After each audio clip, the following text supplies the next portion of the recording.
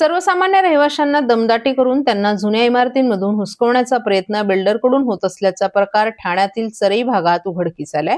याबाबत आमदार संजय केळकर यांनी संबंधित अधिकाऱ्यांना खडसावून रहिवाशांचा हक्क अबाधित ठेवण्याच्या सक्त सूचना केल्या आहेत।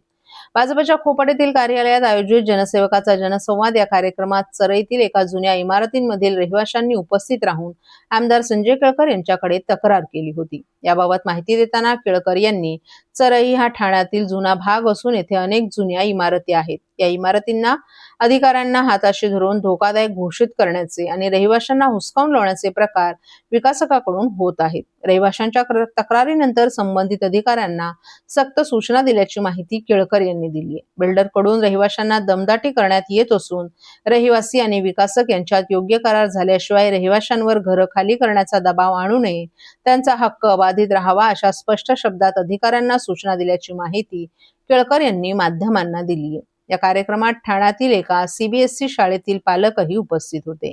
पालक आणि शिक्षकांचा समावेश असलेल्या शाळा समितीच्या बैठकीत झालेल्या निर्णयाची अंमलबजावणी न करता विविध उपक्रमांच्या माध्यमातून जादा शुल्क वसूल करून आर्थिक लूट केली जात असल्याची तक्रार या पालकांनी केली। याबाबत आमदार संजय केळकर यांनी शिक्षण अधिकाऱ्यांशी संपर्क साधून संबंधित शाळेची चौकशी करून कारवाई करण्याची सूचना केली। विविध प्रकल्पात बाधित झालेल्या रहिवाशांची इकडे आड तिकडे विहीर अशी अवस्था झाली आहे। बाधित रहिवाशांना हक्काची घरं मिळेपर्यंत तात्पुरत्या स्वरूपात रेंटल घरं प्रशासनानं दिली आहेत, मात्र त्या ठिकाणी सुविधांअभावी रहिवासी नरकयातना भोगत आहेत। त्यामुळे हक्काचं घरही नाही आणि आता रेंटलची घरही सोडण्याच्या नोटिसा बजावण्यात येत आहेत। या प्रकरणी आता जन आंदोलनाची तयारी करत असल्याची माहिती केळकर यांनी दिली आहे। करून त्यांना घरं खाली करायला लावतात। त्या ठिकाणी बिल्डिंग महापालिकेच्या काही अधिकाऱ्यांना हाताशी धरून त्या ठिकाणी ती धोकादायक दाखवायची, ती पाडून टाकायची आणि रहिवाशांनी यांच्या दरवाजामध्ये चक्रा मारत बसायच्या। तर तशा प्रकारचं चरईमध्ये, आता चरई हा ठाण्यातला फार जुना भाग आहे, तिथे जुन्या इमारती आहेत आणि त्या ठिकाणचे लोक आले होते, तर त्यांचाही प्रश्न जो आहे तो आता मार्गी लागलेला आहे। मी ताबडतोब महापालिकेच्या अधिकाऱ्यांना सांगितलं की खबरदार, तुम्ही चुकीच्या पद्धतीने तुम्हाला कोणी सांगत असेल तर ते करता कामा नये आणि रहिवाशीचा हक्क अबाधित राहायला पाहिजे आणि योग्य पद्धतीने त्यांचं आणि विकासकाचं ॲग्रीमेंट झालं पाहिजे। त्याच्या आधीच त्यांना हुसकावून लावून त्या ठिकाणी कोणी दादागिरी करता कामा नये। कामगारांच्या बाबतीमध्ये देखील अशाच पद्धतीने आता ज्या खाजगी आस्थापना आहेत त्या ठिकाणी देखील कामगारांना त्रास व्हायला लागलेला आहे। माझ्याकडे एका नामवंत दुकानातला एक कामगार आला होता, तो इतका डिप्रेशनमध्ये होता की तो कुठेतरी जाऊन बरं वाईट करण्याच्या मनस्थितीत होता। अशा स्थितीत तो आमच्या कार्यालयात आला आणि त्याची एवढी छळवणूक होते। त्यांनी जे काही कर्ज घेतले ते परत करायला ते मान्य असून देखील ते मालक जे आहेत ते त्याला त्रास देत आहेत। त्याच्यामुळे आम्ही योग्य ठिकाणी सांगितलेलं आहे आणि त्याला त्या सगळ्या याच्यामधनं बाहेर काढणं ही सगळ्यांची जबाबदारी आहे।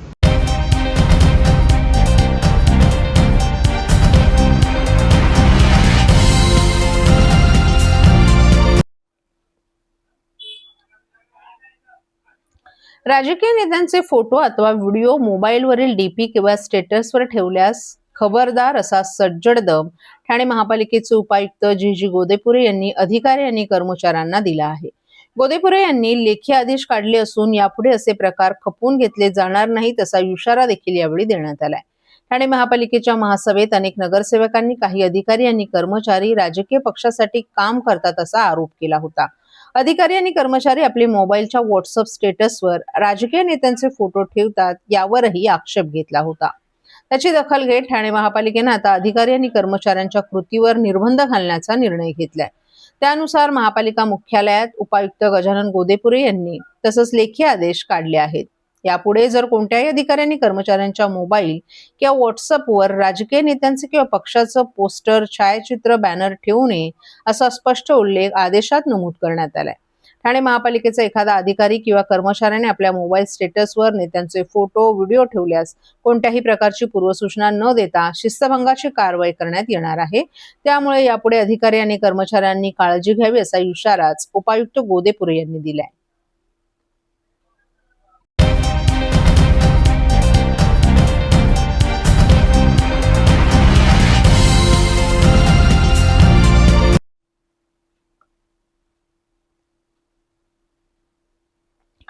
ठाणे महापालिकेचा 2026-27 या वर्षाच्या अर्थसंकल्पीय चर्चेत अधिकाधिक नगरसेवकांना सहभागाची संधी मिळावी यासाठी नवी नियमावली लागू करण्यात आली आहे. यानुसार प्रत्येक नगरसेवकाला 20 मिनिटांची वेळ मर्यादा निश्चित करण्यात आली असून लोकसभा आणि विधानसभेच्या धर्तीवर हा निर्णय घेण्यात आलाय.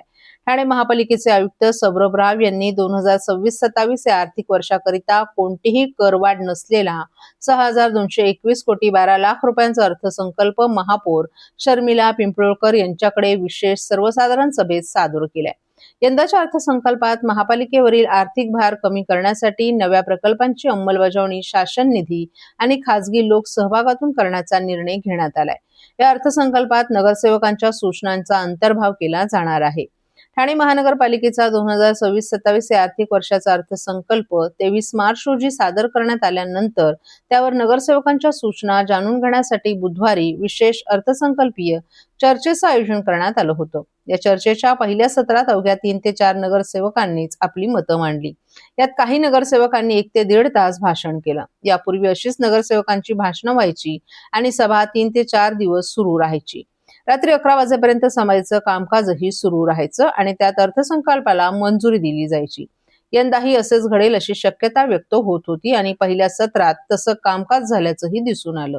ठाणे महापालिकेत विविध राजकीय पक्षांचे 131 नगरसेवक आहेत. नगरसेवकांनी 1 ते 1.5 तास भाषणासाठी वेळ घेतली तर उर्वरित नगरसेवकांना संधी मिळणं कठीण होईल. तसंच यापूर्वीचा अनुभव लक्षात घेऊन दुसऱ्या सत्रात अधिकाधिक नगरसेवकांना सहभागाची संधी मिळावी यासाठी प्रत्येक नगरसेवकाला 20 मिनिटांची वेळ मर्यादा निश्चित करण्यात आली आहे. लोकसभा आणि विधानसभेच्या धर्तीवर हा निर्णय घेण्यात आलाय. तसंच वेळ संपल्यानंतरही काही सूचना मांडायच्या असतील तर त्या लेखी स्वरूपात प्रशासनाकडे सादर करण्याचं आवाहन प्रशासनानं केलं आहे.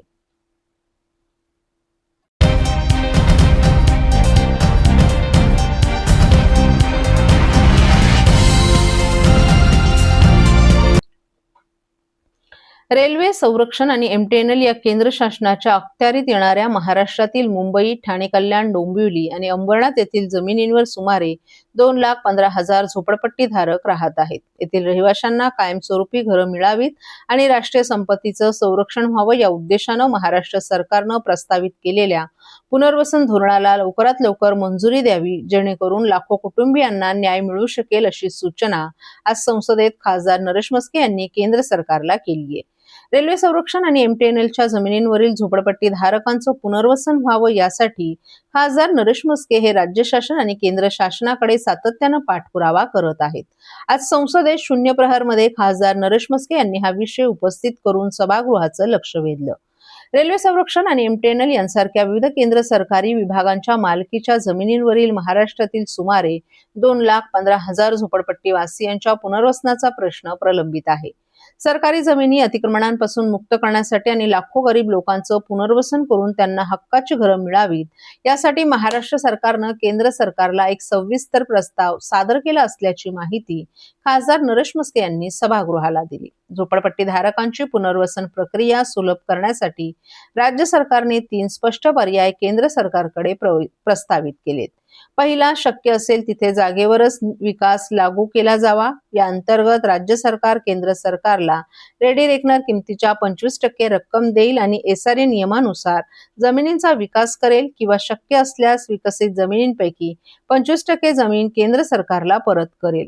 तर दुसरं म्हणजे सुरक्षा किंवा तांत्रिक कारणांमुळे त्याच जागेवर पुनर्वसन शक्य नसल्यास केंद्र सरकारनं जमिनीच्या किमतीच्या 75% रक्कम राज्य सरकारला द्यावी आणि त्या झोपडपट्टीवासियांना दुसऱ्या ठिकाणी स्थलांतरित करण्याची जबाबदारी राज्य शासन घेईल. तर तिसरं म्हणजे केंद्र सरकारची इच्छा असल्यास ते राज्य सरकारच्या पूर्ण सहकार्यानं रेल्वे भूविकास प्राधिकरण किंवा त्यांच्या कोणत्याही संस्थेमार्फत स्वतःची पुनर्वसन योजना राबवू शकतात. पात्रतेच्या बाबतीत राज्य सरकारच्या मार्गदर्शक तत्वांचा स्वीकार केला जाणार नसून परंतु एकमत न झाल्यास प्रधानमंत्री आवास योजना याचे निकष स्वीकारण्यास राज्य शासन पूर्णपणे तयार असल्याची माहिती खासदार नरेश म्हस्के यांनी दिली.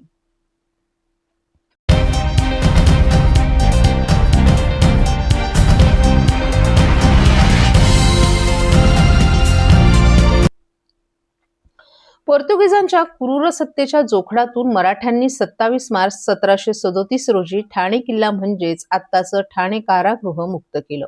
या घटनेस 289 वर्ष पूर्ण झाली आहेत. ठाण्याचा हा ऐतिहासिक वारसा ठाणे शहरातील तरुणांनी जपावा यासाठी गेली 12 वर्षे ठाणे मुक्ती दिन साजरा केला जात असल्याची माहिती आमदार संजय केळकर यांनी दिली आहे. सह्याद्री प्रदेशांच्या वतीनं शुक्रवारी 27 मार्च रोजी ठाणे मध्यवर्ती कारागृहात ठाणे मुक्ती दिन साजरा करण्यात आला. यावेळी प्रतिष्ठानचे कार्याध्यक्ष आमदार संजय केळकर, प्रतिष्ठानचे संस्थापक श्रमिक गोजमगुंडे आदीही उपस्थित होते. ठाण्यात पोर्तुगीजांनी अनन्वित अत्याचार करून सत्ता राबवली. येथील नागरिकांना ठाणे किल्ल्यात डांबलं. 27 मार्च 1737 रोजी मराठ्यांनी पोर्तुगीजांच्या जोखडातून हा किल्ला मुक्त केला. पुढे इंग्रजांनी अनेक स्वातंत्र्य सैनिकांना या किल्ल्यात डांबलं. अनेकांना फाशीही दिली. त्यामुळे हा केवळ किल्ला किंवा आत्ताचं कारागृह नसून तो ठाण्याच्या ज्वाज्वल्य इतिहासाचा वारसा आहे. हा वारसा जपण्याचं काम ठाण्यातील समस्त तरुण मंडळींनी करायला हवं. सह्याद्री प्रदेशांतर्फे आम्ही गेली 12 वर्ष ठाणे मुक्ती दिन साजरा करत आहोत. कारागृहात स्वातंत्र्य सैनिक आणि शहीदांचं स्मारक उभारण्याचं कामही सुरू आहे. म्युरल्सच्या माध्यमातून इतिहास उलगडण्याचं काम हाती घेतलं असल्याची माहिती देखील केळकर यांनी दिली. श्रमिक भाऊ हे महाराष्ट्राचे दुर्गरत्न असून राज्य सरकारनं दुर्गरत्न पुरस्कार जाहीर केला तर तो त्यांनाच मिळेल असा विश्वासही केळकर यांनी व्यक्त केला. तर ठाणे कारागृह हे ऐतिहासिक ठिकाण असून शहराला ऐतिहासिक वारसा असल्याचं श्रमिक गोजमगुंडे यांनी सांगितलं. सह्याद्री प्रतिष्ठानच्या माध्यमातून ठाणे मुक्ती दिन साजरा होतो याचा अभिमान आहे. शिवभक्त आमदार संजय केळकर यांच्या मार्गदर्शनाखाली अनेक गडकिल्ल्यांवर विविध कामं सुरू आहेत. ठाण्यात पिंपळोस किल्ल्याचं काम आमदार केळकर यांच्या मार्गदर्शनाखाली सुरू होणार असून ठाणे कारागृहातील तोफांनाही नवसंजीवनी दिली असल्याचं गोजमगुंडे यांनी सांगितलं. यावेळी कारागृह अधीक्षक राणी भोसले, उपाधीक्षक भवर कापडे, नगरसेवक सुरेश कांबळे, नगरसेविका उषा वाघ, किशोर मसूरकर आदींसह इतरही पदाधिकारी उपस्थित होते. कारागृहाच्या ठराविक अंतरापर्यंत इमारती उभ्या करता येत नसल्यानं हे कारागृहच हलवण्याचा डाव बिल्डर लॉबीनं रचला आहे. ठाणे कारागृहात स्वातंत्र्य सैनिकांच्या स्मारकाचं काम सुरू असून म्युरल्सच्या माध्यमातून इतिहास जपण्याचं काम सुरू आहे. विशेष म्हणजे येथील कर्मचाऱ्यांच्या क्वार्टरसाठी निधी देखील देण्यात आला असून टेंडरही तयार आहे. मात्र अचानक हे काम थांबवण्यात आले. हे कारागृह हलवण्याचा घाट घातल्यात येत आहे का असा प्रश्नही आमदार संजय केळकर यांनी नुकत्याच झालेल्या अधिवेशनात उपस्थित करून ठाणेकरांचा या स्थलांतराला ठाम विरोध असल्याचंही केळकर यांनी सभागृहात स्पष्ट केलं.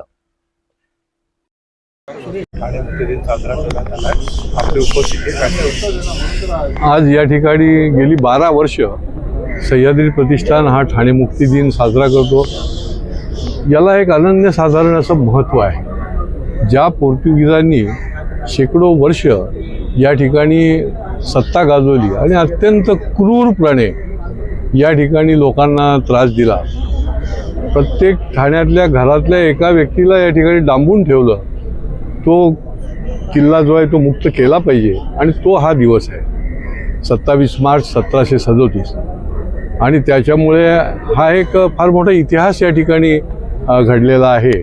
आणि ठाणे परिसरातलं पूर्वीचं ठाणं हे पूर्ण परिसर यामध्ये अंतर्भूत होतं आणि त्यांना निश्चितपणे ही आनंददायी अशी गोष्ट आहे. आज जरी त्याचा जेलमध्ये रूपांतर झालेलं असलं तरी या जुन्या खुणा ज्या आहेत त्या जपण्याचं काम आम्ही करतोय. या जेलच्या आतमध्ये देखील एक ठाणे मुक्ती दिनाचं आणि स्वातंत्र्य लढ्यामध्ये जे योगदान दिलं क्रांतिकारकांनी त्याचं देखील स्मारकाचं काम सुरू आहे आणि ते देखील लोकांच्याकरता पुढच्या काळामध्ये खुलं राहील. परंतु याचा उद्देशच हा आहे की आपला इतिहास जो आहे, या जुन्या ज्या आपला ऐतिहासिक वारसा आहे त्याची जपणूक केली पाहिजे आणि ती जपणूक करण्याचा हा दिवस आहे. हा संकल्प या माध्यमातून प्रत्येक आमच्या इथल्या तरुणांनी केला पाहिजे अशा प्रकारचं याच्या पाठीमागची भूमिका आहे. आणि त्यामुळे आज हा मुक्ती दिन जो आहे तो आम्ही साजरा करतो.